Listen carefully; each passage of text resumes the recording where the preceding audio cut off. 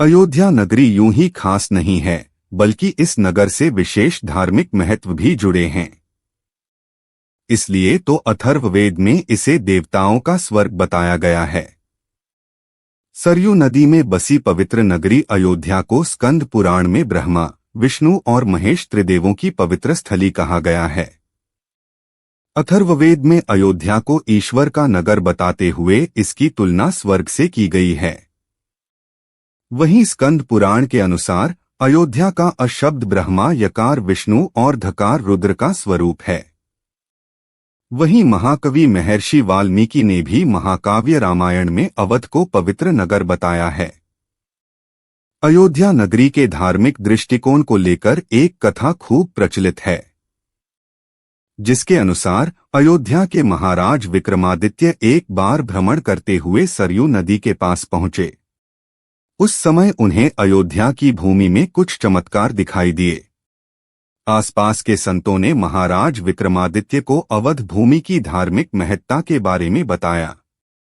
इसके बाद विक्रमादित्य ने यहाँ विभिन्न मंदिरों, सरोवर, कूप आदि का निर्माण कराया।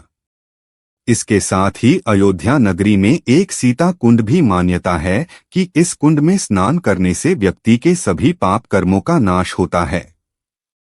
भारत की प्राचीन सांस्कृतिक सप्तपुरियों में अयोध्या का स्थान प्रथम है। अयोध्या को श्री राम की जन्मभूमि के साथ ही साकेत नगरी के नाम से भी जाना जाता है। हिंदुओं के साथ ही बौद्ध और जैन धर्म के लिए भी अयोध्या नगरी का खास धार्मिक महत्व है। आइए जानते हैं श्री राम जन्मभूमि अयोध्या कैसे बनी धार्मिक नगरी। रामायण के अनुसार सरयू नदी के किनारे बसी अयोध्या नगरी की स्थापना सूर्यपुत्र वैवस्वत मनु द्वारा की गई। वैवस्वत मनु का जन्म लगभग 6673 ईसा पूर्व बताया जाता है। ये ब्रह्मा जी के पौत्र कश्यप की संतान थे।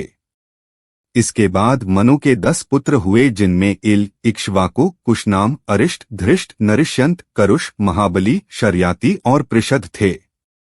इक्ष्वाकु कुल में ही भगवान राम का जन्म हुआ था। स्कंद पुराण के अनुसार जिस तरह से काशी भगवान शिव के त्रिशूल पर टिकी है, ठीक इसी तरह से अयोध्या विष्णु जी के सुदर्शन चक्र पर बसी है। इसे लेकर एक पौराणिक कथा है, जिसके अनुसार मनु ब्रह्मा जी के पास एक नगर निर्माण की योजना लेकर पहुंचे। ब्रह्मा जी ने मनु को भगवान विष्णु के पास भेजा। विष्णु जी ने मनु के लिए साकेत धाम का चयन किया। साकेत धाम के निर्माण के लिए ब्रह्मा जी, मनु, भगवान विष्णु, शिल्पकार भगवान विश्वकर्मा और महर्षि वशिष्ठ गए।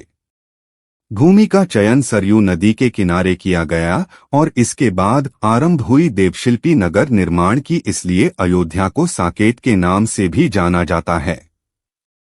वहीं भगवान राम के जन्म के समय इस नगर को अवध के नाम से जाना जाता था। वाल्मीकि रामायण के 5वें सर्ग के बालकांड में अयोध्या का वर्णन करते हुए कहा गया है कि अयोध्या 12 योजन लंबी और 3 योजन चौड़ी थी। अयोध्या मंदिर और घाटों की प्रसिद्ध नगरी भी है। यहाँ के प्रसिद्ध सरयू नदी के किनारे 14 प्रमुख घाट भी हैं, जिसमें गुप्त द्वार घाट, कैकी घाट, कौशल्या घाट, पापमोचन घाट, लक्ष्मण घाट आदि हैं। अयोध्या में ही भगवान श्री राम का जन्म हुआ, इसलिए इसे राम जन्मभूमि कहा जाता है। लेकिन इसी के साथ यहाँ कई महान योद्धा, ऋषिमुनि और अवतारी पुरुष भी हुए। जैन मतानुसार अयोध्या में ही आदिनाथ समेत 5 तीर्थकारों का भी जन्म हुआ था। 12वीं सदी के आसपास अयोध्या में बड़े पैमाने पर सूफी संतों के भी रहने का प्रमाण मिलता है।